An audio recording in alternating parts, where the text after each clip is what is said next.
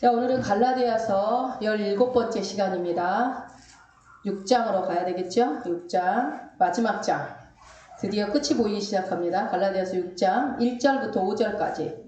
열심히 갈라디아서가 달려왔는데 이제 앞으로 3시간 남았습니다. 이제 마무리할 거고, 그러면 이제 갈라디아서는 여러분들 다 깨어집니까? 갈라디아서 주제가 뭐죠? 주제가 뭐죠? 16번 들었으면 나와야 되는 거 아니에요? 다 알아버리면 저희가 이제 설교를 계속 못하죠. 감사해요. 까먹어줘서 늘 반복하는 설교할 수 있게 해주셔서.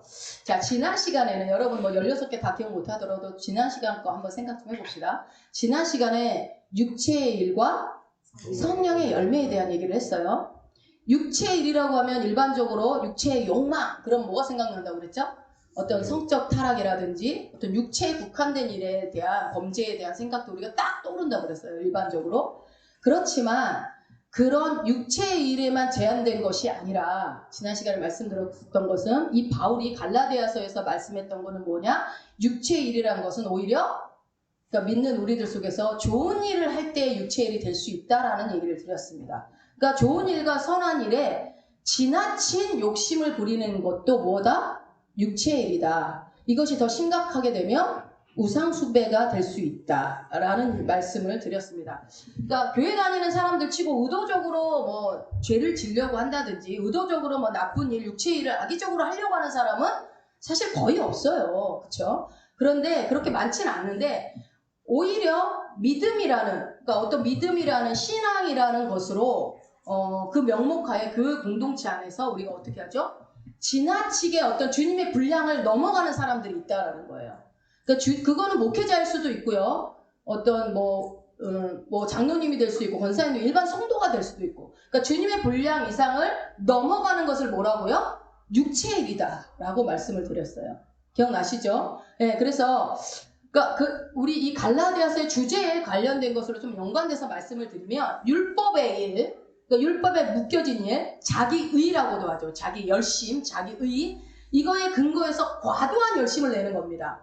열심을 내요. 그러니까 바울 되기 이전 사울이었던 때의 모습처럼 과도한 열심을 나타내다 보면 그것이 무슨 일이 된다고요? 육체의 일이 될 수도 있다라는 거예요. 그래서 특히나 이제 저 같은 사람도 주의해야 돼요. 열심당원 같은 스타일들, 그리고 또 신앙의 연조가 긴 분들, 모태신앙들, 아니면 뭐 신앙생활 뭐 30년, 50년 막 이상 하시는 분들, 그런 분들은 교회 공동체 안에서, 그러니까 그런 분들이 많은 교회 공동체 안에서는 매우 조심스럽게 좀 자기 성찰을 좀 해야 됩니다. 그러니까 우리가 나는 신앙생활 뭐 오래 했어 이걸 자랑할 게 아니라 내가 오래되면 오래될수록 뭔가 내가 육체에 의해 묶여있지 않는가, 육체의 일에 내가 주님의 분량 이상의 것을 내가 어떤 세력으로 나타내고 있지는 않은가. 물론 열심히 있고 오래 다녔다고 해서 다 그런 것은 아닙니다. 그렇지만 두려운 것은 이게 신앙이라는 것으로 포장이 돼버리고 어떤 섬김, 어떤 믿음이라는 것으로 포장이 되면 내가 그렇게 가고 있는지를 모르는 게 더 두려운 거예요. 내가 잘하고 있다고 생각을 한다고요. 사울처럼. 예수 믿는 사람을 잡아들여서 죽이는 것이 하나님을 위하는 길이라고 착각하기 때문에 시키지 않은 일까지 막 더 하게 된다고요. 그러면은 누군가는 그걸 분별하지 못한 사람은 대단하다, 믿음 좋다라고 보지만 하나님 뭐라고 그래요? 너 누구냐? 난 너를 알지 못한다 라는 일이 벌어진다고 우리가 신약에서도 많이 봤지요. 그러니까 이걸 모르고 있다라는 사실이 두렵다고 본다면 우리가 주님의 무슨 일을 할 때마다 주님이 정말 하라고 하신 일인지, 주님이 나에게 맡기신 일인지, 이게 이만큼이 내 분량인지, 주님이 하라 하신 그 분량인지, 그것을 늘 생각해서 나의 의라는 육체의 어떤 율법에 묶이는, 나의 열심에 묶이는 함정에 빠지지 않기를 여러분 다시 한번 말씀을 드립니다. 그래서 우리가 깨어서 기도한다라는 의미가 뭐냐? 내가 이 일을 시작할 때 정말 예수로 시작을 하고 그 과정도 예수로 준비하고 마무리도 예수가 마무리되어져서 하는 그 모든 일 속에 예수만 드러나느냐, 그것을 점검해 보면 되겠죠. 그런데 여러분 그건 다 알아요. 본인들이 모른다고 할 수 없어요. 본인이 다 알아요. 나를 드러내려고 하는 건지 예수를 드러내려고 하는지는 다른 사람은 몰라도 본인은 압니다. 솔직히. 그러나 일부러 포장해서 감춰서 은근히 자기를 드러내는 그런 모습을 보일 수 있죠. 여러분 아무리 우리가 옳다고 하는 일도 교회 안에서요. 아니면 혹은 가정에서와 어떤 인간관계 속에서 아무리 옳다고 믿는다고 하는 그 일도 그 일이 다른 사람을 실족시키거나 다른 사람 마음을 아프게 하거나 다른 사람을 찍어 누르는 일이라면 안 하는 게 나아요. 여러분. 우리가 하나님 앞에 뭔가 대단한 일을 할 것처럼 막 열심을 내지만 그 뒤에 어떤 누군가를 상처 주고 누군가를 밟고 그거 하나님 기뻐하실까요? 그래서 얘기하잖아요. 귀신 쫓고 병 고치고 네가 많은 일 했냐? 근데 너 누구냐? 이렇게 묻는 거예요.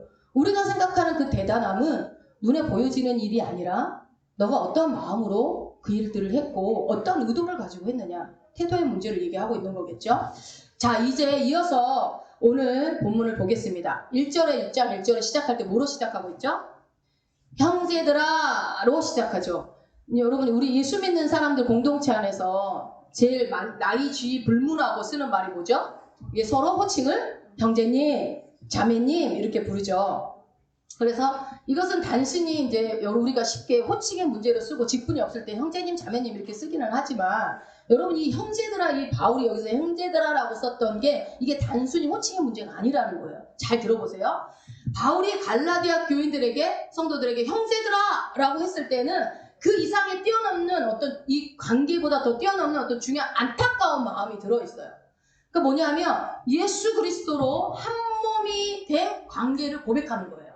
그러니까 저랑 저희 조희성 장로님이랑 같은 형제다 그러면 같은 핏줄이다. 그건 그렇게는 이제 생각을 하지만 그렇지 않은 내가 원종호 집사님 때 우리는 형제님 우리는 같은 가족이고 지체입니다. 그러면은 그냥 약간 조희성 장로님보다는 좀 먼 형제 관계로 생각을 하는 게 이렇게 은근히 우리 안에 깔려있죠. 근데 지금 이 바울은 뭐라고 그러냐면 그런 육체적인 혈연 관계를 말하는 것이 아니라 뭐예요?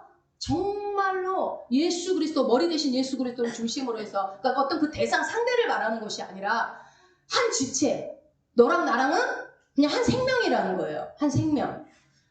그러니까 여러분 그 장애의 아들 보면 제가 오늘도 한번 유튜브에 찾아봤는데 머리가 둘이고 몸은 하나인 사람들이 있잖아요. 보셨어요 혹시? 네.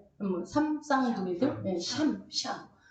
그런 사람 있고 얼굴이 막 서로 붙어있는 사람 있고 머리 이렇게 붙어있는 사람 있고 그래요. 근데 몸은 하나야. 그러면은 그 사람들은 어때요? 머리는 둘이 있고 생각은 다르지만 그 사람들은 하나예요? 둘이에요?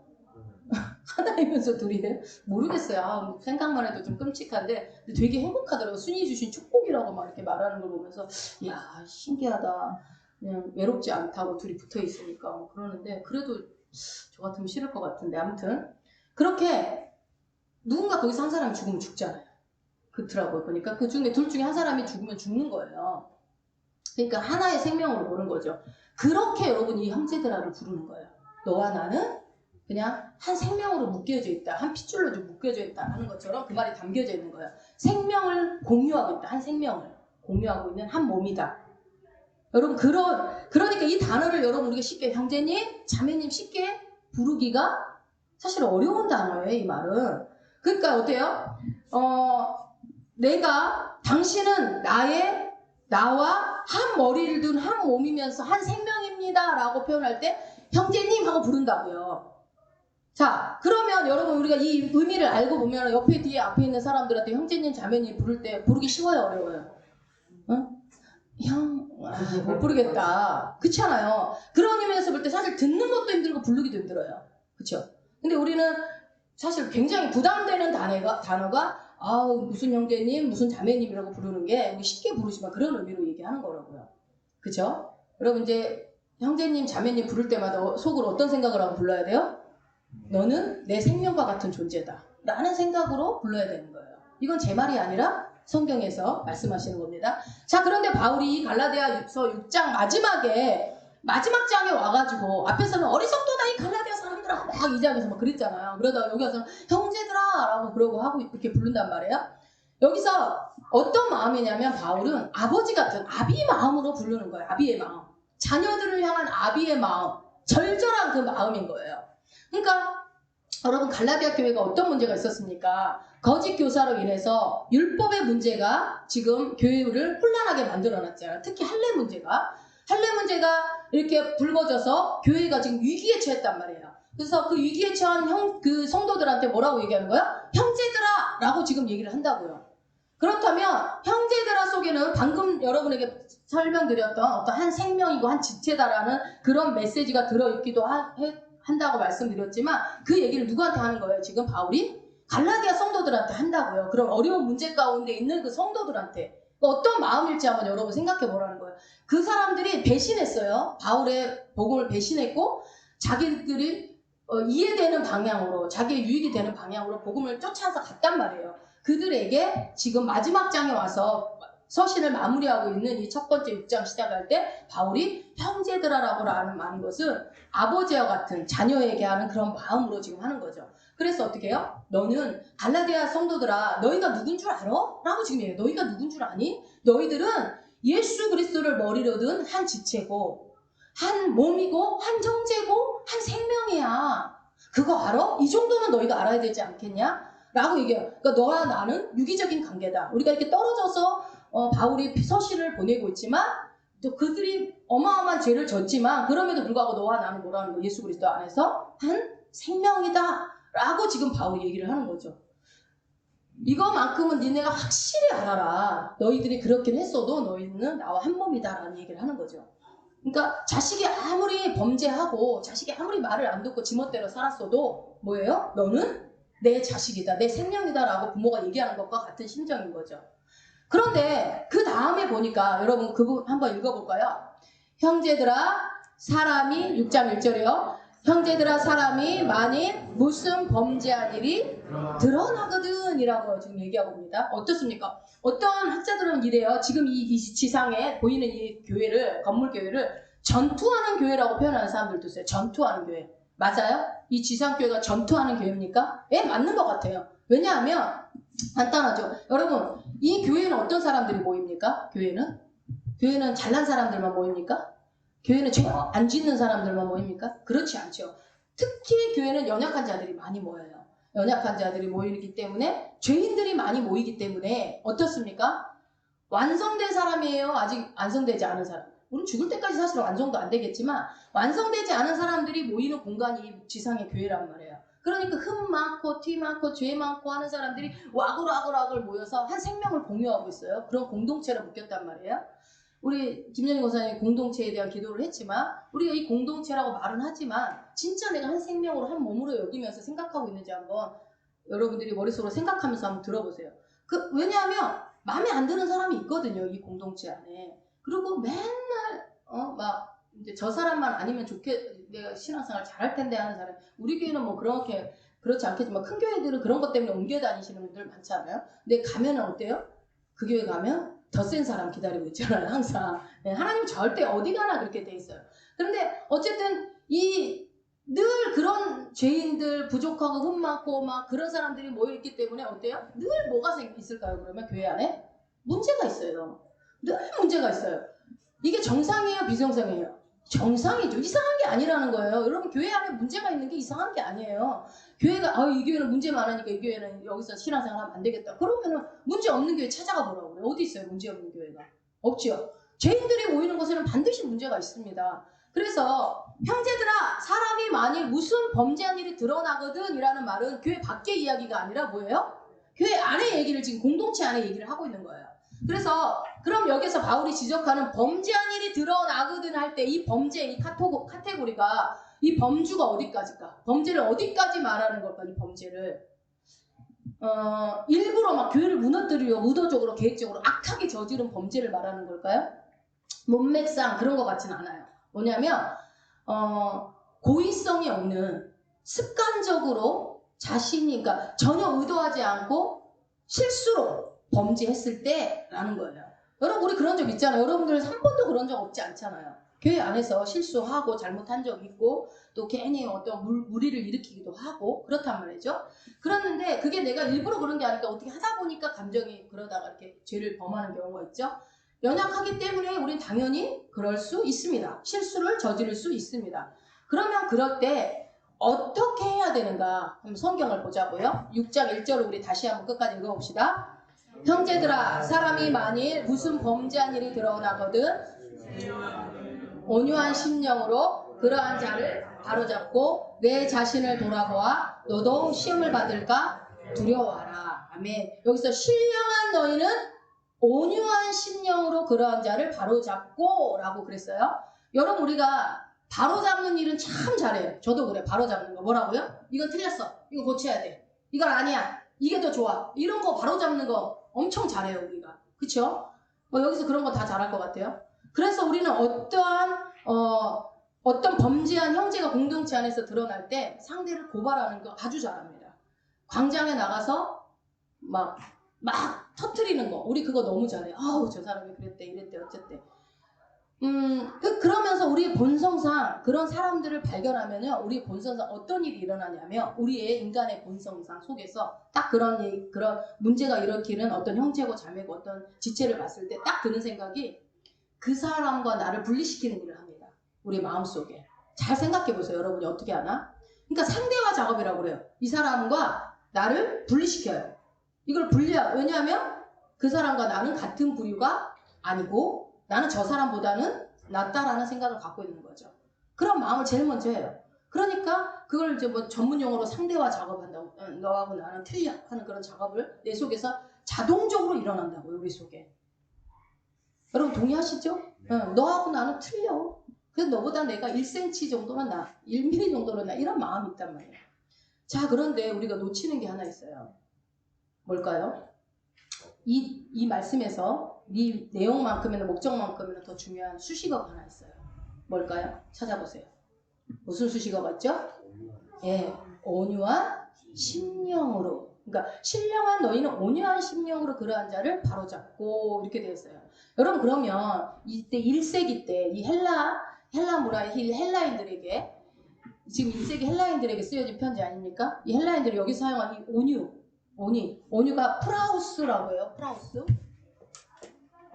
온유. 여러분 이거 한번 이제 예전에 우리 재정 강의하면서 온유라는 단어를 들어봤기 때문에 아마 빨리 이해가 됐겠지만 헬라어로 프라우스라는 온유라는 온유의 뜻이 무슨 뜻인지 우리 개념을 한번 생각해 보자고요. 이게 그러니까 여러분 성경의 단어가 사실 우리가 뭐 원서까지 뭐 다 보면 너무 이해가 빠르겠지만 성경에 있는 단어를 이해할 때는 사전적인 의미를 보다는요, 이 똑같은 단어가 성경의 다른 곳에서 어떻게 쓰였는지를 보는 게 가장 정확합니다. 그러니까 사전적인 뜻도 중요하지만 이 똑같은 단어가 다른 데서는 어떤 용례로 사용되었는지 그 용례를 이해하는 게 훨씬 정확한 의미를 파악할 수 있어요. 그러니까 여러분들이 만약에 이 단어가 잘 모르겠다 그러면 이 똑같은 단어가 어디에서 어느 구절에서 쓰였는지를 보면 이해가 되겠죠. 자, 그래서 이 온유라고 하면요, 한국 사람, 여러분들은 온유 그러면 어떤 게 딱 떠오르세요? 한국 사람들이 갖고 있는 이미지가 있어요. 저 사람 참 온유하다. 그러면 저한테서는 도저히 안 돌아올 거예요. 왜냐하면 이 온유라는 말은 좀 약간 나약해 보이고 뭔가 이렇게 말도 좀 안 하고 그리고 어떻게 해요? 뭔가 떠밀리고 주도권도 잡지 못하고 늘 그냥 다른 사람한테 큰 소리도 못 내고 다 밀리고 양보하고 이런 사람 보고 뭐라고요? 그 온유, 참 저 사람은 그 좋은 말로 아이고 온유에 빠져가지고 예를 들면 뭐 약간 그런 이미지가 온유하다는 게 약간 좀 매가리가 없다고 그래야 되나요? 전문 용어로 매가리가 없는 뭐 그런 느낌의 그런 거 있어요? 여러분 그쵸? 온유하다라는 게 약간 그런 우리나라 그런 게 있죠. 그런 걸로 약간 온유하다라는 걸로 이해를 해요. 그런데 이 글에 쓰여질 당시 헬라 사람들한테 이 개념에서는 이 온유가 어떤 뜻이었는지 한번 제가 설명을 드릴게요. 그러니까 그러니까 두 가지 예를 드릴 테니까 여러분들이 아마 이해가 잘 될 거예요. 이제 길들여지지 않은 우리가 재정 강의 때도 여러분 한번 들었던 거예요. 야생마가 있어요. 이 야생마를 이제 집에 데리고 와서 내 말로 타려고 기르려고 하는데 이게 도저히 말을 안 듣는 거예요. 그래서 어디로 보내요? 조련사한테 보냅니다. 조련사한테 가가지고 이 말이 이렇게 고삐 풀린 망아지라고 그러죠. 이렇게 돼 있어서 내가 타려고 그러는데 이거 좀 길들이는데 얼마나 걸리겠습니까? 그랬더니 이 정도면 3개월이면 되겠습니다. 그랬어요. 그래서 3개월, 그래, 알았으면 3개월 뒤에 찾아오겠습니다 하고 맡기고 갔어요. 근데 3개월 뒤에 왔어요. 와서 보니까 조련사가, 이 말이 조련된 걸 이제 시범을 보여주겠습니다. 자, 보십시오. 그래서, 뛰어! 그러니까, 막 먼지를 날리면서 이 말이 막 뛰는 거예요. 멈춰! 그러니까, 끽! 하고 브레이크를 잡듯이 딱 멈추는 거예요. 그래서 뛰어넘어 그러니까 또 팍 뛰어넘어요. 오, 그래갖고 이제 주인이 깜짝 놀랐어요. 그러더니 가서 홍당무 물어와. 그러니까 옛날 같으면 싸가 먹어버렸을 텐데 물어가지고 앞으로 갖고 오네. 우와 이거 어떻게 된 거야? 할 때 오 프라우스 이러는 거예요. 네. 오 프라우스. 그러니까 뭐라 한국말로 프라하면 오 온유해졌네 하고 얘기를 하는 거예요. 그런 상황. 그러니까 온유라는 개념은 나약한 이미지가 아니라 어떤 거예요? 잘 훈련된 절제된 동목이라고요. 훈련돼서 절제된 그것을 뭐라고 한다고요? 온유하다라고 표현하는 거예요. 조금 더 하나 더 설명을 드리면 이제 얼마 전에 우리 뭐 신종플루 막 유행하고 막 열감기 유행했을 때 막 신종플루 때 막 열이 났다고 칩시다. 그랬더니 병원 갔더니 타미폴린을 처방을 해줬어요. 그래서 그 처방받은 약을 갖다 먹고 한숨 푹 자고 일어나니까 열이 뚝 떨어졌어요. 그랬을 때 뭐라고 부른다고요? 오 프라우스 그런다고요. 뭐라고요? 그러니까 어떤 작용에 의해서 그것이 다스려진 상태. 그러니까 약이라는 것으로 약이 작용해서 다스려진 상태를 뭐라고요? 온유한 상태라는 거예요. 자, 여러분 점점 온유해져 가고 있습니까? 주님께 점점 다스려져 가고 있어요? 내가 얼마만큼 온유해졌는지 한번 생각을 해보시라고요. 그러니까 자, 본문에 가서 다른 사람들이 범죄를 했을 때 바로잡는 것도 중요하지만 바로잡는 것만큼 중요한 게 뭐라고요? 어떤 심령으로 하라고요? 온유한 심령으로. 그러니까 훈련되고 절제된 마음으로 뭔가 그 어떤 무언가가 나를 다스려져서 그런 마음으로 다른 사람을 바로잡으라는 거예요. 온유한 심령으로. 그러니까 그리고 이제 말씀을 보면 여러분 더 정확하게 이해되겠죠. 마태복음 가봅시다. 예수님이 자신을 가리켜 하신 말씀이 나오죠. 마태복음 11장. 마태복음 11장. 마태복음 11장 29절. 마태복음 11장 29절 같이 한번 읽어보겠습니다. 나는 마음이 온유하고 겸손하니 나의 멍에를 메고 내게 배우라. 그러면 너희 마음이 쉼을 얻으리니. 아멘. 여기서 예수님이 왜 자기를 온유하다고 설명하셨을까요? 그쵸? 대놓고 나는 온유해 라고 얘기하시잖아요. 그는 전지전능하신 하나님의 아들이십니다. 신이에요. 그런데 이 예수님이 어떻게 하셨죠? 그분의 일생을 돌아다 보니 하늘 보자 하나님 우편에 좋은 자리를 내려놓고 유보하시고 어떻게 했어요?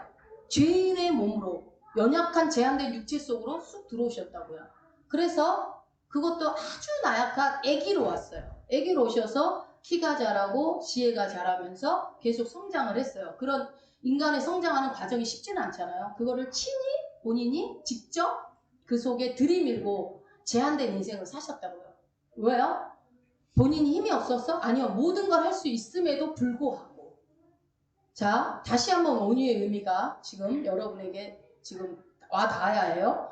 그러니까 인간의 제한된 육체 속에 자신을 넣어서 본인을 그 속에다가 집어넣었다고요. 무엇을 위해서? 본인이 해야 될 일을 위해서. 그것을 온유하다라고 표현하는 거예요. 다 할 수 있음에도 불구하고 내가 그렇게 하지 않고 하나님 아버지가 하라는 그 일을 하기 위해서. 그러니 우리 예수님은 온유한 분이 맞지요. 네, 잘 훈련되었고 절제된 속에서 다스려진 분이기 때문에 아버지의 말만 듣는 분이기 때문에 하나님 말씀에 아버지가 하라는 것만 하고 아버지가 말하는 것만 말하는 분이었기 때문에 우리 예수님은 온유한 분이 맞습니다. 그러니까 여러분 온유는 진짜 강한 자의 덕목이에요. 강하다는 게 어떤 힘이 강하다는 게 아니라 잘 다스려진 단단한 예유내강이라고 하나요? 그런 사람의 덕목이 온유라는 것입니다. 여러분 온유해야 되겠죠. 계속 온유해져 가시기 바랍니다. 오늘 여기 이제 사도 바울이 범죄한 일이 드러나거든 온유한 심령으로 어떻게 해요? 그러니까 광장에서 먼저 막 소리치지 말고 야 제가 저랬대더라. 어이구 저 권사가 이렇게 있대. 이렇게 하면 안 된다 그 얘기를 하는 거예요. 자, 성경이 어떻게 하라고 하는지 그럼 봅시다. 그럼 그런 일이 생겼을 때 어떻게 해야 되는가? 성경에 다 나와 있겠죠? 마태복음 18장 뒤로 가서 18장 가보세요. 18장 15절. 이게 순서가 쫙 나오죠. 15절 한번 읽어봅시다. 내 형제가 가서 너와 그 사람과만 상대하여 일단 거기까지 자, 첫 번째 몇 대 몇이에요? 1대1이에요. 1대1. 자, 1대1. 그러니까 이 사람의 범죄에 대해서 처음부터 나팔 불어라 불지 마라. 풀지 말라는 거야. 나팔 불지 말라는 거예요. 모르고 있던 사람한테 그거 알리지 말라는 거예요. 혼자만 알고 있으라는 거, 혼자만. 근데 그렇게 안 하는 사람 꼭 있어요, 없어요? 꼭 있어요. 촉색. 전라도 용어로 촉색이 있어요. 가서 촉촉촉촉 하는. 그러면 안 되죠. 그러지 말라는 거예요. 성경에 나와 있는 얘기입니다. 그 다음 순서는 16절입니다. 읽어봅시다. 말을 듣지 않거든 한두 사람을 데리고 가서 도시의 뒷문에 이르러 말마다 칭찬이라. 예. 그러니까 확증하라는 거예요. 확증. 증잠케 하라는 말은 확증하라. 이제 그러니까 이 사람의 고집을 꺾지 않고 죄를 시인하지 않으면 뭐가 필요하다는 거예요? 증인이 필요한 거예요. 증인. 이제 증인이 필요해요. 아, 나 안 그랬어. 끝까지 이겨대고 나 죄 안 졌어. 막 이랬을 때 두세 사람이 함께 갑니다. 그런데 말을 들어요? 안 들어요? 또 안 들어. 이미 이 양심이 화인맞아 버리면요. 인간에서는 잘 듣지 않습니다. 그래서 그럴 때는 어떻게 하라고 그랬어요? 17절 가봅니다. 말도 듣지 않거든. 네, 그때는 공개를 해야 됩니다. 어디에? 교회에 공개를 합니다. 교회에. 그래서 그러나 그 다음에 읽어봅시다. 교회의 말도 듣지 않거든. 이방인과 세례와 같이. 이게 무슨 말이에요? 내치라는 거예요. 내치라는 거예요. 버리라는 거예요. 네. 여러분, 성경은 사형제도를 인정합니까? 성경은 사형제도를 인정합니까? 안 합니까, 여러분? 어려운 얘기예요? 성경은 사형제도 인정해, 안 해요? 인정하잖아요. 죽이라고 그러잖아요. 막 이래서 근친상간막 같은 거 하는 사람 딱 때려 돌로 쳐 죽여버리라고 그러잖아요. 막 부모 때리는 자 죽여버리라고 그러고 막 나오잖아요. 여러분, 그 성경에서는 죽이라고 나와요. 여기서 내 버리라는 거 여기 이 신약에도 나오잖아요. 이방인과 세례와 같이 여기라는 말이 뭐예요? 그냥 그렇게까지 그렇게까지 했어도 안 되는 사람은 이제 더 이상 교회 공동체 안에 놔두면은 안 되는 사람들이 있는 거예요. 네. 그렇지. 그러니까 이 아무리 교회가 여러분 지상에 이제 죄인들 투성이긴 해도 이렇게 많은 문제가 있지만 머리가 누구예요? 예수 그리스도잖아요. 예수 그리스도가 머리기 때문에 예수님이 설립한 게 이 교회잖아요. 이 몸된 교회. 예수님이 설립하신 이 기관이라고 한다면 나름 이 기관에 예수님이 위임하신 원리나 어떤 질서가 있을까요? 없을까요? 당연히 있겠죠. 이 교회 안에. 그걸 지금 말씀하시는 거예요. 그러니까 이 과정을 밟아가다 보면 이 순서대로 마태복음에 있는 이 18장에 있는 말씀을 밟아가다 보면 제일 중요한 게 감천이 속뜻이 있어요. 무조건 이거는 결론적으로 잘라내라는 얘기만을 하려고 하는 것이 아니라 뭔 말이에요? 너의 주관적으로 너의 감정적으로 판단하지 말란 얘기를 하는 겁니다. 지금. 근데 우리는 얼마나 내 주관적인 판단과 내 감정적으로 행동을 해서 상대방을 공격하고 내치고 합니까? 그러니까 70번씩 7번을 용서하라고 말씀하신 것은 꼭 70번 7번에서 77에 49 뭐 4 이렇게 계산하라는 게 아니라 그냥 할 수 있는 데까지 용서하라는 거 아닙니까? 그 말이? 그런 것처럼 이런 단계도 꼭 이렇게 하고 안 했으니까 무조건 막 내쳐 꼭 이거를 말씀하고자 하는 것이 아니라 어떠한 문제가 있을 때 너희가 열내고 분내고 신경질 내서 개인적인 감정에 어떤 깔려있는 어떤 감정 때문에 그 일을 갖다가 정말 주님이 하라는 방법대로 처리하지 않고 지멋대로 처리하지 말라는 거예요. 그건 목회자도 마찬가지고 우리도 마찬가지인 거죠. 내 가까운 혈육이니까 뭐 잘못해도 감싸고 아니 혈육 아니면은 그냥 막 냉정하게 뭐라고 해요. 이러지 말라는 거죠. 그죠? 그래서 주님이 가르쳐 주신 이 단계를 밟아 나가면서 일을 하다 보면 온유한 심령으로 절제되고 훈련된 그 마음으로 다스려진 마음으로 일을 처리해 나갈 수 있다라는 얘기를 하는 겁니다. 그러니까 우리는 어떤 일이 내가 갖고 있는 기준과 내가 경험한 거 내가 상식으로 어떻게 저럴 수 있어 하면서 그냥 확 쳐요. 근데 그 똑같은 일을 내가 할 때는 어때요? 다 그냥 그럴 수도 있었고 실수였었고 내가 꼭 그러려고 한 게 아닌데 우연히 그렇게 하다 보니까 그렇게 된 거 이유가 너무 합리화시키고 싶은 이유가 너무 많아. 나는 그때 엄청 외로웠었고 하필 배가 많이 고팠었고 그런단 말이에요. 근데 다른 사람이 그러면 어때요? 아무리 배가 고파도 그렇지 아무리 외로워도 그렇지 아무리 속상해도 그렇지 이렇게 들어간다고요. 안 그래요? 우리 안에 그런 마음들이 있는 거를 주님은 그러지 말고 이러한 질서와 원리대로 너희들이 이 공동체를 이렇게 잘 운영해 나가라고 지금 말씀하시는 겁니다. 자, 그런데 오늘 이 본문을 잘 보니까 온유한 심령으로 그러한 자를 바로잡고 그랬어요. 여러분, 이 바로잡고 바로잡는다라는 말의 뜻이 여러분 어떻게 알고 있어요? 바로잡는다. 바로잡는다. 이 원어에서는 어떻게 나오냐면 이 원문에서는요. 이게 의학용어예요. 의학용어. 그럼 뭘까요? 어디과일까요? 의학용어라면 어디과일까요? 알아맞혀보세요. 산부인과 1번, 2번 피부과, 3번 성형외과, 4번 정형외과. 어? 뭘까요? 네, 정형외과겠지. 확실하게 답을 알 수 있게끔 제가 예시를 드리잖아요. 예, 이게 정형외과 의사분들이 쓰는 용어입니다. 바로잡는다. 그러니까 어떻게 해요? 탈골되거나 뭐 골절된 뼈를 갖다 어떻게 해요? 제자리에다 맞춰 끼워 넣는 거. 그거를 바로잡는다라고 하는 거예요. 그러니까 여러분 왜냐하면 이 교회는 생명 공동체라고요. 우리 공동체는 세상에 모이는 어떤 동아리 같은 모임이 아니에요. 이거는 생명 공동체이기 때문에 연약해서 실수가 벌어질 수 있어요, 없어요? 있단 말이에요, 있어요. 세상은 그러면 막 쳐버리고 저 사람 빼버려. 저 사람은 그냥 뭐라고 하죠? 강퇴시켜버리잖아요. 해온 거 다시는 못 들어오게 하고 블랙리스트 만들어버리고. 근데 교회는 그렇게 하지 않죠. 처음부터 그렇게 하지 않죠. 생명 공동체이기 때문에 실수가 벌어질 수 있어요. 그때마다 여러분 무조건 그냥 확 잘라버리고 막 그냥 확 버려버리고 그러면 안 된다는 거예요. 여러분 만약에 우리가 한 지체라고 그래서 이 손이 도둑질했다 오른손 그냥 확 잘라버려요? 자르고 그냥 로보캅 기계로 그냥 새로 막 더 힘센 팔로 막 끼워 넣을까요? 막 안 잘라내잖아요. 내 몸은 막 하나만 손상돼도 막 손톱 하나 조금 찢어져도 막 너무 안타까운데. 그런 마음으로 여러분 우리가 지체를 봐야 돼요. 내 몸을 이렇게 내가 아끼고 사랑하는 것처럼. 그래서 예수 그리스도를 머리로 해서 이 생명 공동체는 우리 이 공동체로 만난 한 지체, 한 생명, 한 형제, 한 자매. 예. 이런 고백하는 관계가 그렇게 해서는 된다 안 된다? 안 된다는 거예요. 잘라내고 미워. 여러분 우리 이제 권사님이 아까 기도할 때 하나님 영혼 보내십시오. 그렇죠. 영혼을 보내는 건 하나님이 하시는 일입니다. 하나님 보내세요. 보내시는데 중요한 건 하나님이 언제 보내실까요? 어떨 때 보내실까요? 영혼을. 여러분이 하나님이라면 이 영혼을 어딘가로 보내야 된다고 할 때 어디로 보내실래요? 기준을 어떤 기준으로 정해서 보내실래요? 그 영혼을. 네? 그 공동체 가면 말라 비틀어져 죽을 곳으로 보낼래요? 아니면 거기 가서 그냥 물가에 심어놓은 나무와 같이 푸르러질 수 있는 곳으로 보내시겠습니까?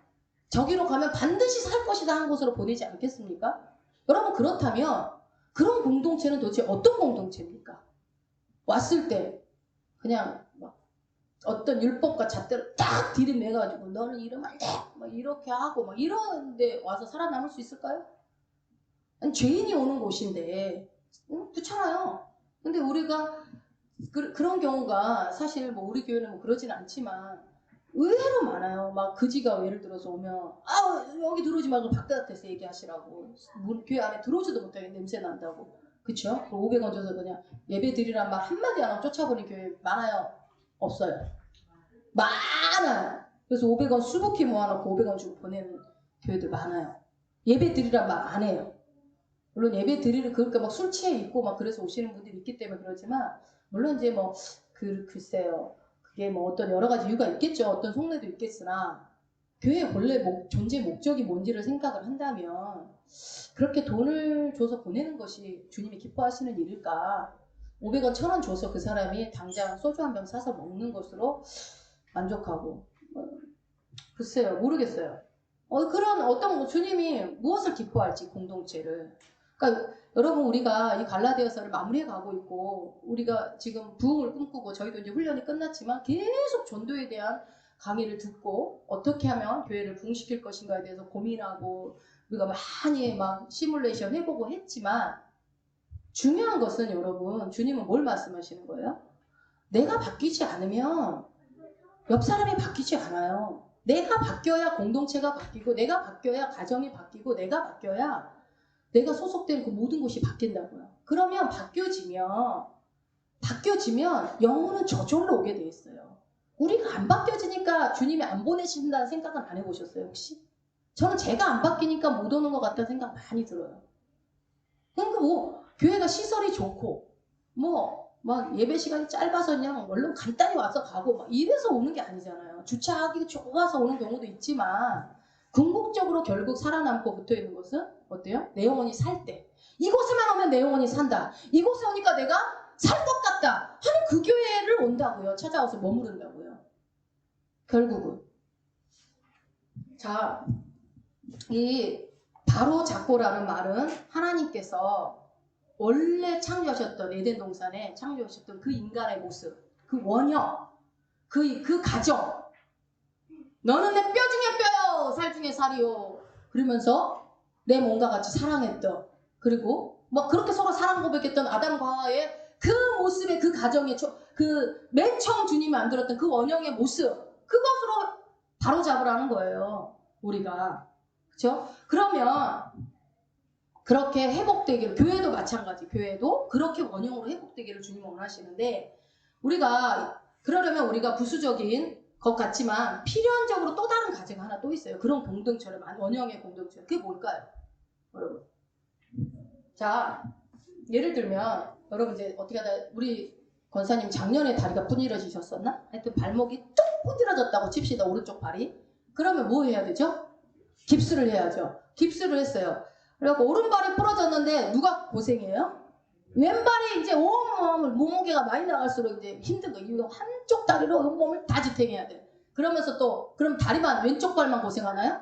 아니죠. 뭐를 해야 돼요? 이 목발을 짚고 있는 양쪽 겨드랑이가 고생을 해야 돼요. 팔이 딱 끼워가지고 어떻게 해야 돼요?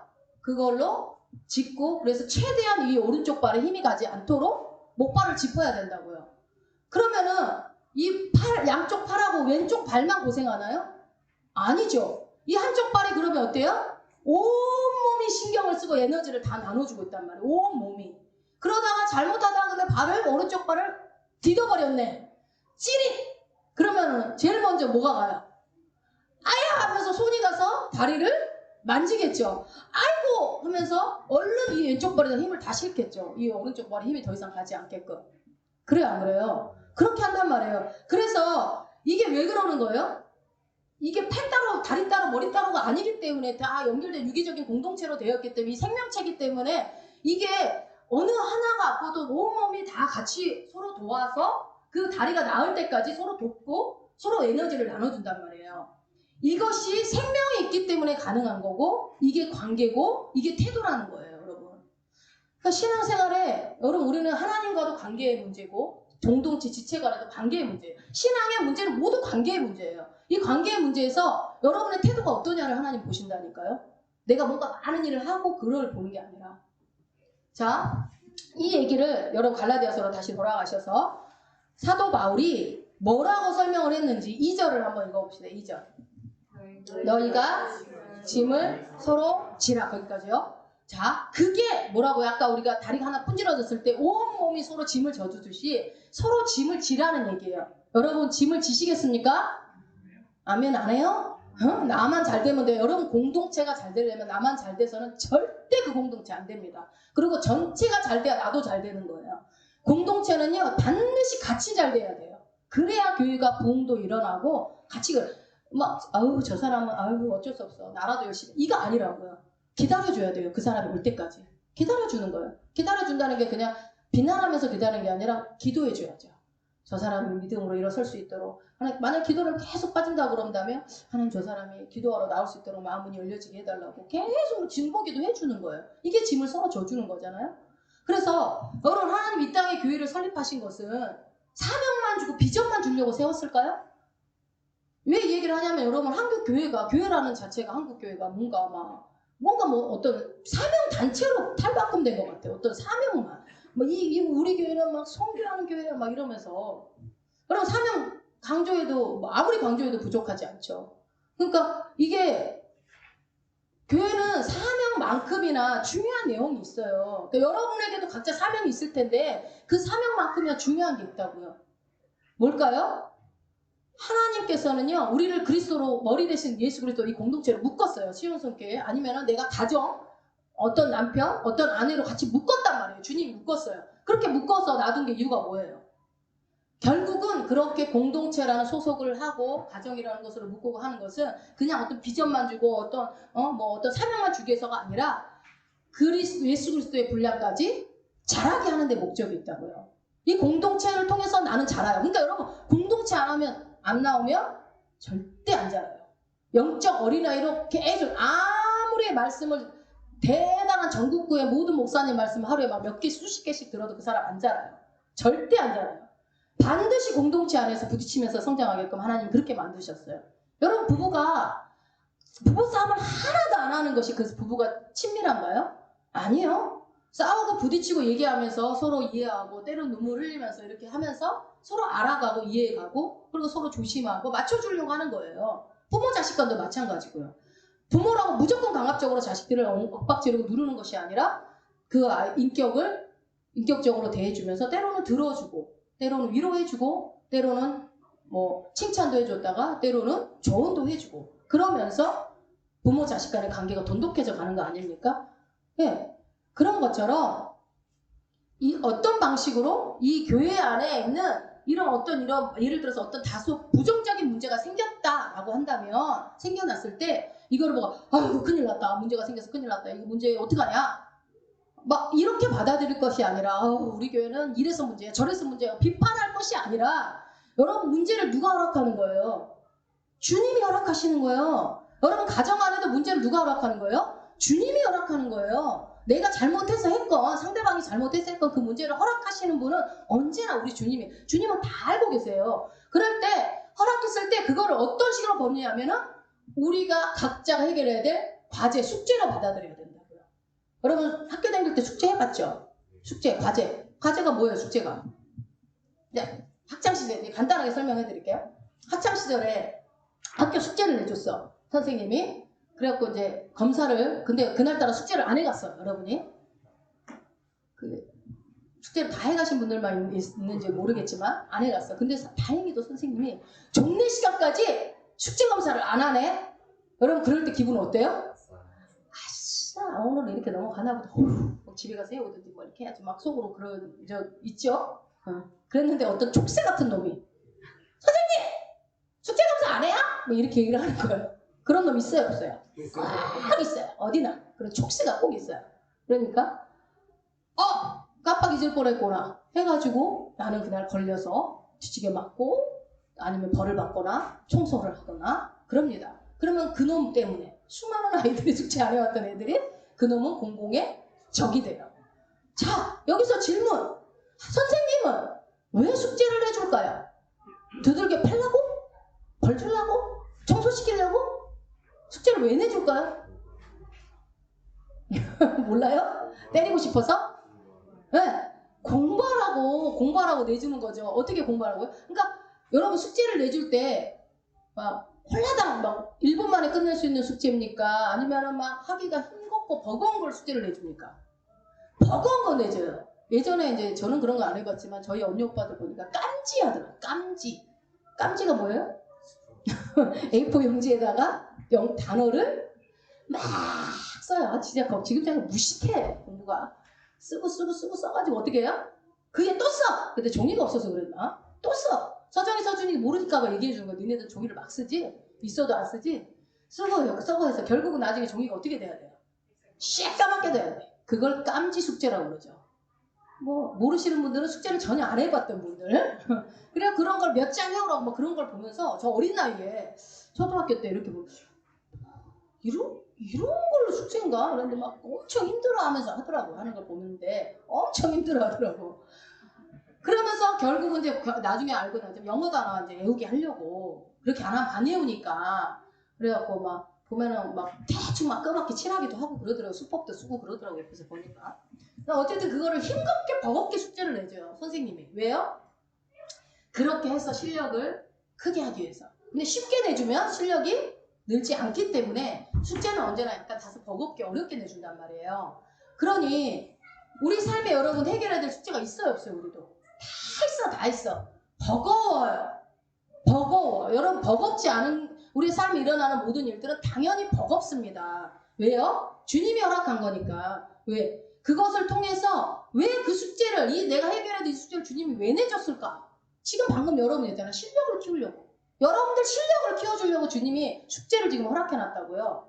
그러면 그 숙제를 받아들일 때 이걸 숙제구나 해야 되는데 아유 재수없다. 아이고 우리 나는 막 왜 이러냐. 아이고 진짜 지긋지긋하다. 막 불평불만을 막 내세우면 돼요 안 돼요? 그러면은 하나님도 침묵하시는 거예요. 하나님이 할 수 있는 일이 없어요. 여러분 우리의 그런 반응과 태도 앞에. 근데 뭐 숙제를 만약 예를 들어서 우리 저기 아연이한테 숙제를 내주는데 구구단 외워와라. 뭐 4학년이 그럴 수도 있겠다. 구구단 못 외우는 애도 있으니까 정연이한테 그러면 구구단 외워와라. 그 숙제 내줘야 안 내줘요? 에이 6학년한테 구구단 내. 그러니까 여러분 우리 안에 그런 숙제를 하나님 내주지 않아요. 하나님은 그러니까 우리에게 어떤 성장의 기회를 주시는 겁니다. 숙제를 통해서. 여러분 지금 혹시 풀어야 될 숙제가 있어요? 여러분의 성장의 기회를 지금 주님이 주고 계시는 거예요. 자, 여기에 어떤 메시지가 있느냐면 여러분 공동체가 우리 공동체 안에도 여러분 우리 교회 안에도 풀어야 될 문제 있어요 없어요? 있지요. 지금 방금 전에 기도한 것도 있고 우리가 선교도 그렇고 전도도 그렇고 교회 성장도 그렇고 교육도 그렇고 저는 지금 막 우리 원병희 성도님이나 그리고 엊그저께 김웅빈 형제가 혼자 가서 기도를 잠깐 5초 하고 가더라고요. 5초는 아니다. 30초? 1분? 전종경제는 안 하는데 혼자 와서 기도를 하고 이렇게 조용히 왔다 가요. 그때부터 막 마음에 부담이 오기 시작하는 거예요. 야, 어떻게 해야 되냐. 다시는 스터디독 스쿨에 가가지고 성경 공부 안 하려고 그랬는데 저 영어를 어떻게 해야 되나. 이 생각도 들고 또 우리 전종기 형제 와이프 자매님도 생짜배기잖아요. 이 생짜배기 세 분을 그래도 그 중에서는 우리 원병희 성도님이 제일 날 것 같긴 해요. 어떻게 이렇게 해야 되나? 우리 교회에 맡겨진 영혼이라고 한다면 어떻게 해야 되나? 뭐 이런 진짜 마음에 짐이 막 오기 시작하는 거예요. 말씀을 가르쳐야 될 거 아니에요. 여기 보내준 것도 못 받아 먹으면 우리는 어떻게 하라는 얘기예요. 그것도 그 영혼도 못 키워내면서 하나님 영혼 해주세요 이러면 안 되지 않겠습니까? 막 마음이 무거워지는 거예요.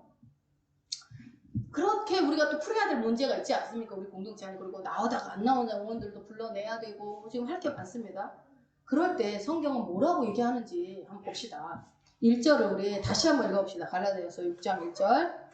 형제들아 사람이 만일 무슨 범죄한 일이 드러나거든 신령한 너희는 온유한 심령으로 그러한 자를 바로잡고 내 자신을 돌아보아 너도 시험을 받을까 두려워하라.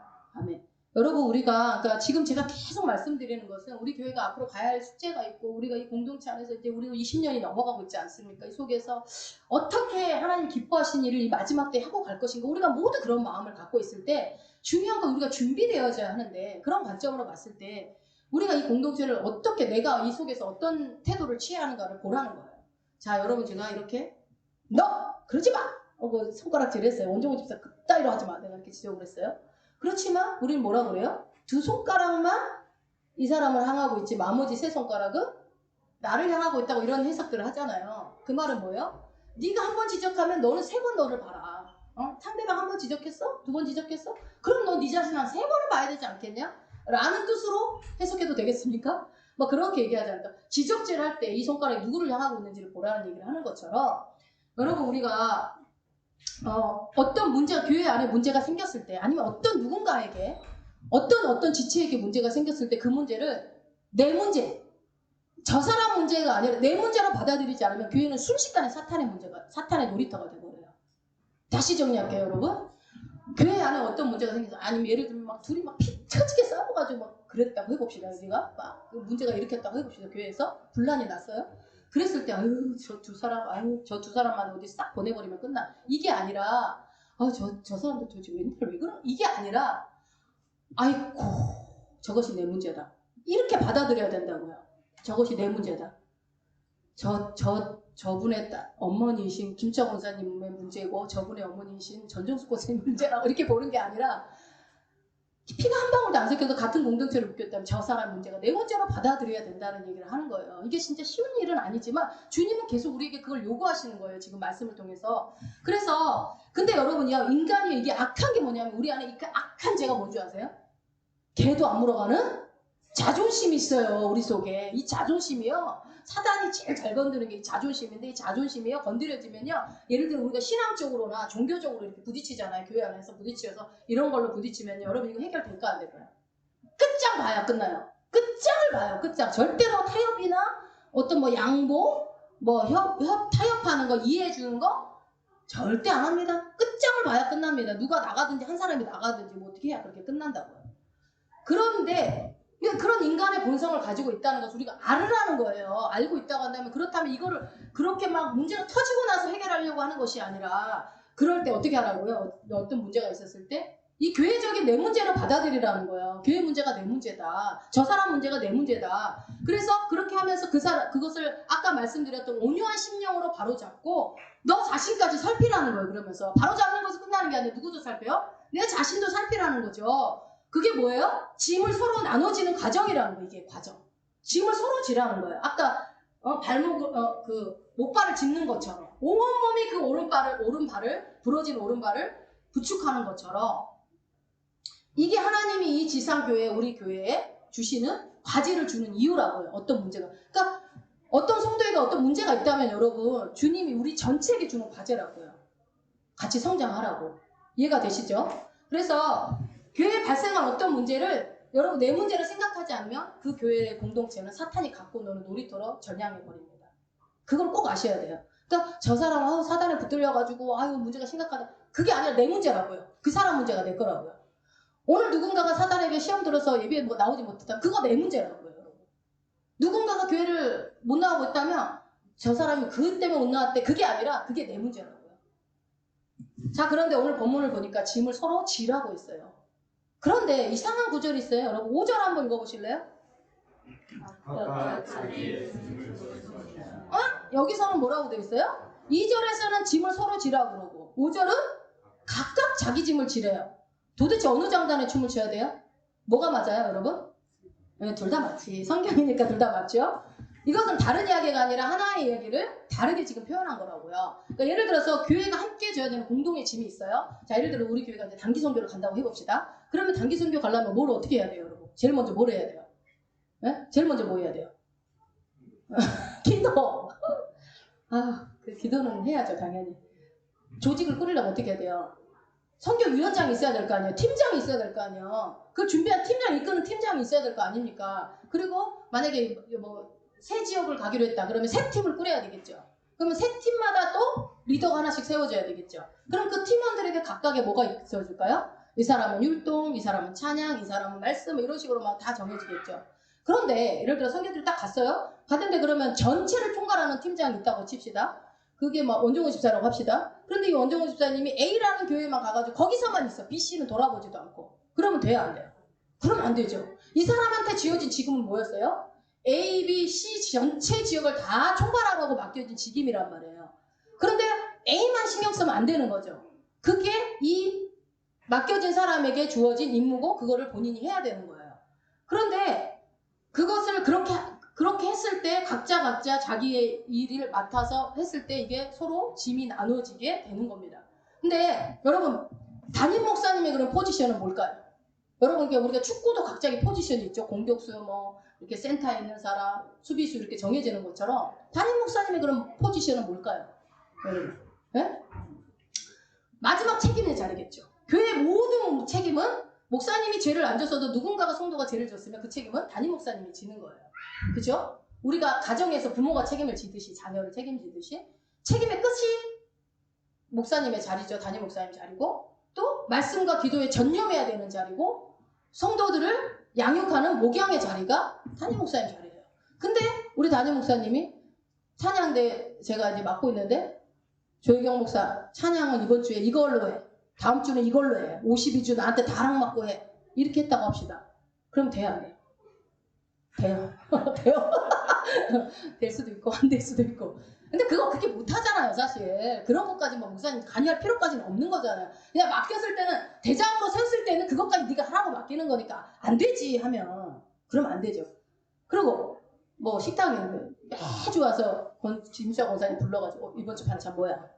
이거 빼, 이거 넣어. 이건 안 돼. 이거 꼭 넣어. 매주 하나하나. 그렇다고 해봅시다. 그러면 김수아 권사님 살아남을 수 있을까요, 없을까요? 시에서 들어서 못하겠다고 나가겠죠. 안 나갈 거예요, 권사님. 그래도 하실 것 같아. 근데 그렇게 안 하죠. 그렇게 할 수도 없고, 다른 거 할 일이 얼마나 많은데 그 반찬 가지수 그거 일일이 하나하나 제목, 오늘 이거 마른 반찬, 이거는 이렇게 하라고 어떻게 정해주겠어요. 그 직임을 그 대장한테 딱 정해주는 거 아닙니까? 그렇게 해야 공동체가 돌아간다는 얘기는 A부터 Z까지 담임 목사님 어떻게 혼자 다 해요? 1부터 100까지 어떻게 다 하냐고. 그거를 나누어서 그래서 직분자를 세우잖아. 장로를 세우고 권사를 세우고 집사를 세운단 말이에요. 자, 우리에게 가장 귀한 집사 두 분. 집사의 역할이 뭐예요? 두 분이 하나 돼서 잘 생각해봐. 다음 주까지 레포트 제출. 그러면 직분이 있잖아요. 직분이 해야 될, 장로가 해야 될 일 있고, 그거를 여러분 성경에서 좀 찾아서 좀 알아서 좀 해봐봐요. 오늘 아침에 새벽 예배 때 말씀하셨나? 아닌가? 어디에 나왔었죠? 그 본문에 있었던 것 같은데, 장로들은 뭐 직임을 맡은 자들은 디도서에 나와 있는 목회자는 나온 것처럼 했는데, 여러분께 각각 자기에게 맡겨진 짐을 여러분들이 각자가 짊어질 때 이 전체가 움직이는 거죠. 그래서 이 두 얘기는 각각 짐을 져라, 서로 져라 라고 하는 거는 각각 자기 짐을 질 수 있을 때에 어떻게 한다고요? 서로 짐을 지게 되는 거라고요. 네. 이해가 되시죠? 그런데 오늘 결론이자 본문에 이렇게 되어 있습니다. 2절 다시 한번 읽어봅니다. 너희가 서로 짐을 지라 그리하면 그리스도의 법을 성취하리라. 네, 성취하라. 그리스도의 법을 성취하라. 그러니까 여러분 우리를 이게 결론이고 주제입니다. 2절이. 그러니까 여기서 말하는 법이 어떤 법일까요? 여러분이 이렇게 여기서 그리스도의 법 그러면은 뭐 모세의 율법, 어떤 성문법, 어떤 그런 어떤 이렇게 기록되어진 어떤 그런 법들을 생각을 하는데 그럴 수밖에 없는 게 여러분이 갈라디아서에서 내내 나오는 게 율법을 다루고 있기 때문에 우리가 그런 이미지로 딱 받아들일 수 있는데요. 여기에서 이 기록된 문서의 개념으로 해서의 법이 아니고 여기에서 말하는 이 사도 바울이 말하는 이 그리스도의 법이라는 것은 여러분 거기다 밑에다 좀 써놓으면서 간주해 놓으면 좋을 것 같아요. 헬라어로는 노모스인데 뭐라고 그러냐면 원리, 질서, 의식이라는 뜻이에요. 여기서 이 법은 원리, 질서, 의식 그것도 법입니다. 그쵸? 원리나 질서나 의식도 그것도 법이에요. 자, 그러니까 내 안에 원리가 되고 내 안에 질서가 되고 내 안에 의식화되는 거예요. 내 안에. 그걸 노모스라고 지금 얘기하는데 이것은 문자로 조항을 만들어서 내는 것보다 사실은 더 어려운 내용입니다. 그렇지 않습니까? 여러분 제가 질문해 볼게요. 여러분은 무엇을 하고 안 하고가 어렵습니까? 내가 어떤 존재가 되는 게 어렵습니까? 어려운 질문이었나요? 자, 다시 질문할게요. 여러분은 무엇을 하는 거 안 하는 게 어렵습니까? 내가 어떤 존재가 되는 게 어렵습니까? 네, 맞죠. 맞아요. 내가 어떤 존재가 되는 게 훨씬 어려워요. 그냥 하고 안 하고는 하라는 거 하고 안 하는 거 안 하면 돼. 이게 율법이잖아. 이게 율법. 예. 율법이 정확한 개념 아닙니까? 율법이 뭐라고 그래요? 하지 말라는 거 하지 말고 하라는 거 해라. 그 얘기잖아요. 그런 거는 그냥 하라면 하고 안 하면 안 하면 되게 쉬워요. 그거는. 그런데 그리스도의 법에서 말하는 이 법은 법조항은 원리, 질서, 의식을 얘기한다고요. 그러니까 이 그리스도의 법이 뭐냐 하면은 예수님께서 말씀하신 이 예수 그리스도의 법은 십자가에서 죽으신 자기 죽음을 얘기하는 거예요. 십자가에 죽으신 예수 그리스도의 자기 죽음. 자, 조금 더 설명드릴게요. 예수님이 나타나신 기적의 현장에 항상 공통적으로 들어가는 수식어가 있는데 뭔지 기억나세요 혹시? 예수님이 어떤 막 기적을 일으키고 막 어떤 병을 고치고 귀신을 쫓을 때 예수님이 그 앞에 항상 다는 말이 있었어요. 그 영혼을 보면서 뭐라고 그래요? 어땠냐면 불쌍히 여기셔서라는 말이 있어요. 항상 그 영혼을 보시고 불쌍히 보세요. 나중에 볼 때 불쌍히 여기셨다는 말이 많이 나와요. 여러분 그러면 이 불쌍히 여긴다는 말은 무슨 뜻인가요? 그 불쌍히 여긴다라는 말 뜻이 여러분들이 지금 생각을 해보면 그래요. 어떤 종속적인 느낌으로 받아들여요. 자, 그거 어떻게 해요? 쉽게 설명하면 더 나은 자가 덜한 자를 베풀고 도와주고 섬겨주고 그렇게 불쌍히 여기는 정도로만 생각을 한다고요. 긍휼히 여겨주는 정도로. 그쵸? 뭔가 그런 개념으로. 그러니까 있는 자가 없는 자한테 베풀어주고 이런 느낌이에요. 불쌍히 여긴다라는 게. 그러나 예수님이 불쌍히 여겼다라는 말 뜻은요. 그 말이 아닙니다. 뭐냐면 그 사람의 입장을 내 입장으로 전이시키는 거예요. 그러니까 그 사람의 입장을 내 걸로 만드는 거예요. 우리 레이기에서 볼 때 죄를 그 재물한테 안수해가지고 내 죄를 여기다가 다 전이시켜 버리잖아요. 물론 안수하잖아요. 다 보내가지고 그 재물을 희생제물을 올려서 내 죄를 도말하는 것처럼 마찬가지로 예수님이 긍휼히 여겼다, 불쌍히 여겼다, 불쌍히 여기셔서 하는 말은 뭐냐면은 그러니까 그 영혼의 입장을 내 입장으로 그대로 받아들이는 거예요. 그러니까 아까 처음에 말씀드린 것처럼 어떤 상대방이 범죄를 저질렀을 때 우리는 어떻게 한다고 그랬어요? 본성적으로 상대화시키고 분리시켜서 너랑 나랑은 달라 하면서 속에서 딱 분리를 시키는 작업을 우리가 한다고 그랬잖아요. 그러나 뭐 그리고서 누군가한테 막 얘기하고 이런 것이 우리가 본성적으로 하는데 그러나 정말 중요한 것은 어떻게 해요? 그 사람의 절망, 그 범죄한 사람의 절망, 그 사람이 실수했을 때 그 고통, 그 아픔, 그 슬픔, 그 입장을 생각하지 않기 때문에 그렇게 행동하는 거예요. 그 범죄했을 때 그 사람은 기분 좋겠어요? 그렇게 범죄했던 사람이 진짜 신났다, 아싸, 나는 뭐 그렇게 말하는 거 괜찮아, 아무렇지도 않아, 그럴 사람이 어디 있어요? 예를 들어서 솔직히 말해서 여러분, 우리 다 죄였는데 들키는 죄인과 안 들킨 죄인만 있는 거 아니에요? 누군가는 들켰을 뿐이고 누군가는 안 들켰던 것 뿐이잖아. 다 죄인이잖아요. 근데 들킨 사람의 죄인을 막 우리가 정죄하듯이. 그렇지만 주님은 뭘 보는 거예요? 그 사람이 가늠한 죄인 여자가 왔을 때 돌로 쳐 죽이라고 할 때 예수님은 아무 일도 안 하고 죄 있는 자가 먼저 돌로 치라고 말씀하셨을 때 뭐예요? 그 사람의 이 여인의 그 중심을 보는 거죠. 그 여인 안에 있는 절망, 그 여인 안에 있는 슬픔, 아픔, 고통, 그걸 먼저 보신 거예요, 주님은. 그래서 그거를 오롯이 그대로 예수님이 받아들이는 거죠. 그랬을 때 여러분이 만약에 그 여인이었다면 나 좀 죽여주시오 이러겠어요? 누군가가 나를 살려주기를 바라겠죠. 그런 마음으로, 그런 마음이 있었기 때문에 주님은 십자가에서 처절하게 찢기고 죽으셨다고요. 왜요? 자기 목숨보다 우리를 살리는 게 더 중요했기 때문에. 내가 죽더라도 너희를 살려야 된다는 그 심정 때문에, 그 불쌍히 여기는 마음 때문에 십자가에서 죽으셨어요. 자기 죽음을 허락했다고요, 예수님이. 그것을 본문에서 이 그리스도의 법이라고 표현하는 거예요. 그러니까 원리를 얘기하는 거죠. 원리. 예수님의 원리. 그러니까 성취하라. 근데 그 법을 어떻게 하라고 그랬어요? 성취하래요. 성취하라. 이 성취하라는 것도 여러분들이 그냥 일상적으로 이해하는 어떤 그 양적인 개념으로 막 이걸로 취하고 이렇게 받아들이면 안 되고, 이 성취하라는 것은 어떤 업적을 쌓고 뭐 결과를 낸다는 의미가 아닙니다. 여기서 그리스도의 법을 성취하라라는 이 성취하라는 십자가에서, 예수 그리스도 십자가에서 이렇게 완성해냈잖아요. 당신이 자기 죽음을 통해서, 죽음으로 인해서 그 예수 그리스도의 그 희생으로 인해서 얻어진 결과, 그 결과를 너희들이 매일매일 확인하라는 거예요. 우리 앞에서 봤잖아요. 예수 그리스도의 십자가가 너희 눈앞에 밝게 보이지 않느냐. 2000년 전에 죽었던 그 예수 그리스도의 십자가가 과거의 사건이 아니라 지금 현재 나에게 밝게 눈앞에 펼쳐져 있다. 그 죽음을 너희가 매일매일 확인하라는 거예요. 그 그리스도의 법. 우리의 죄를, 당신은 죄가 하나도 없는데 내 죄를 오롯이 자기 것으로 다 만들어서 내가 찢기고 피 흘리고 말라서 죽어가는 그거를, 그 고통을 감내냄으로 인해서 어떻게 해요? 살리는 거죠. 그 사랑을 내가 받은 거예요. 그래서 나는 구원받았다라고 쉽게 얘기하지만 주님은, 예수 그리스도 입장에서는 엄청난 고통의 대가를 치러내신 겁니다. 그것을 우리는요 매일매일 확인하고 그 결과를 받으면서 매일 어때요? 너무 감사하잖아요. 내가 죽어서 정말 지옥 갈 내 인생에 예수 그리스도를 말미암아 나는 누리는 사람이 되어버렸잖아요. 내 예수 결박 부셨도다. 마지막 뭐라고? 나는 자유해. 나는 자유하다고 선포했잖아요. 나는 결박에 묶여 있었던 내가 예수 그리스도로 말미암아 죽음과 고통과 아픔과 슬픔과 모든 이 땅에서 가질 수 있는, 모든 인간이 가질 수 있는 고통으로부터 예수 그리스도가 십자가에서 다 도말해 버리셔서 나는 자유케 돼버린 존재가 됐다고요. 그러니까 여러분, 우리는 예수 믿으면 믿을수록 삶이 너무 자유로워지고 막 기쁨이 넘쳐지게 되는 거예요. 알면 알수록, 말씀을 알면 알수록 이제는 신앙이 더 자율적이어져요. 더 주도적이어져요. 주관적으로 본인들이 막 나서서 하게 되는 거예요. 누군가가 시켜서가 아니라 할 수밖에 없게 됩니다. 그게 순리예요. 그래서 어떻게 해요? 매일매일 여러분의 삶에서 그 결과 속으로 들어가서 누리라고 지금 그러는 거예요.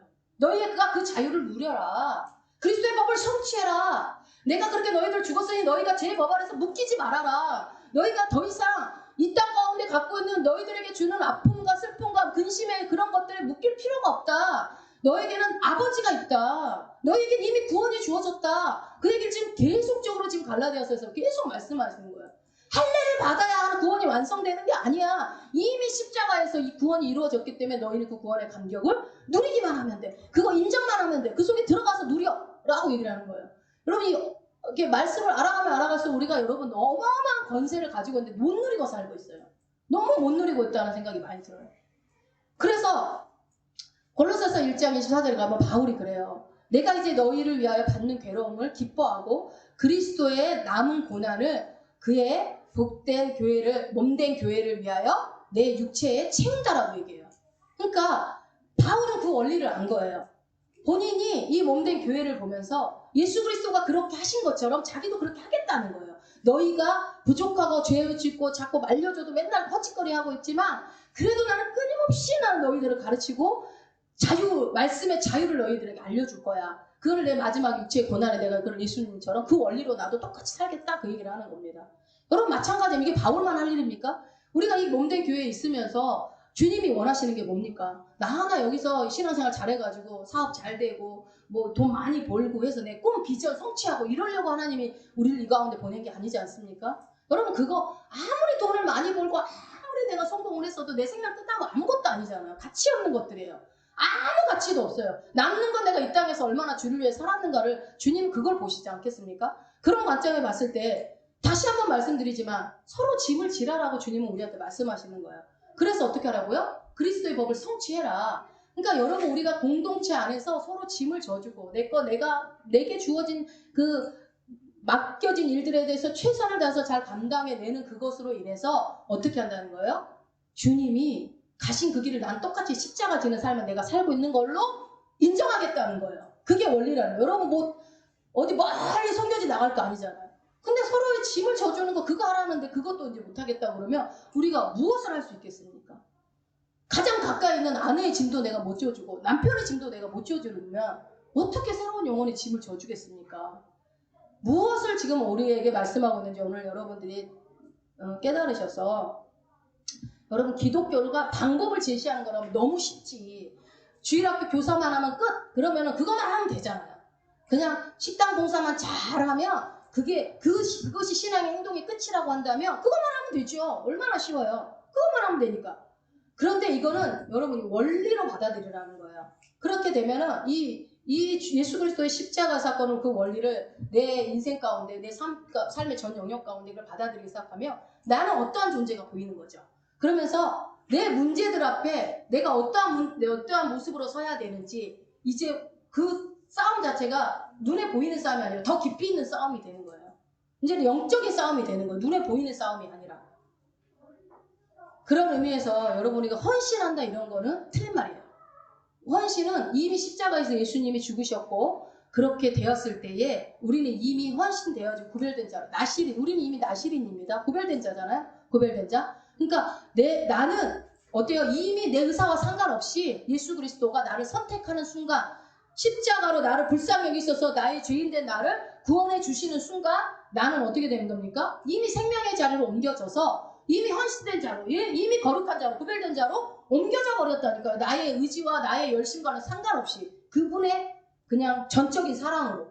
그렇기 때문에 여러분 우리는 어느 날 눈 떠보니 헌신된 존재가 되어 있고 구별된 존재가 되어 있는 겁니다. 그러니 뭐 헌신한다 이런 말 자체가 사실은 어이가 맞지 않는 말이고 이미 헌신된 사람이라는 것을 여러분이 기억하셔서 이 사람으로 여러분의 정체성을 다시 한번 확인하시고 상대방을 내가 그런 정체성이기 때문에 예수가 나를 긍휼히 여기셔서 불쌍히 여기셔서 내가 이런 존재가 된 것처럼 내 옆에 가까이에 있는 형제 자매들 그들에게 같은 마음으로 예수 그리스도가 그렇게 하셨던 그 원리대로 우리도 그 법을 그 사랑의 법을 누리고 전하고 사는 저 여러분 되시기를 진심으로 축원드립니다. 그렇게 할 때 우리 시온석교 공동체를 하나님은 사용하실 겁니다. 분명히 변화시킬 겁니다. 그렇게 되면요 여러분들이 애타지 않아도 하나님은 영혼 막 보내요. 우리가 바뀌어지면 막 보내요. 그럴 수밖에 없어요. 말씀은 이제 마무리하고요.